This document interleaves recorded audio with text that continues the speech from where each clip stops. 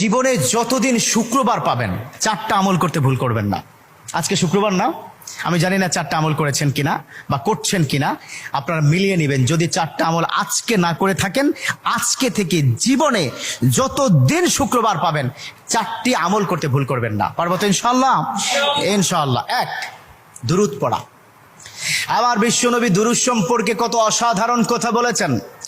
একজন সাহাবা এসে বললেন, ইলা রাসূলুল্লাহ সাল্লাল্লাহু আলাইহি ওয়াসাল্লাম, ও নবী, আমি যদি আপনার প্রতি দিনের 1/3 ধরে দুরূদ শরীফ পড়ি আমি কি নিয়ামত পাবো?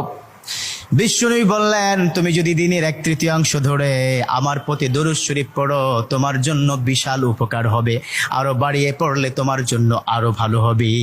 সাহাবা মহা খুশি হয়ে গেলেন, ইয়া রাসূলুল্লাহ, আমি দিনের অর্ধেক সময় জুড়ে যদি আপনার প্রতি দুরূদ শরীফ পড়ি তাহলে কি হবে? বিশ্বনবী বললেন, এটা বিশাল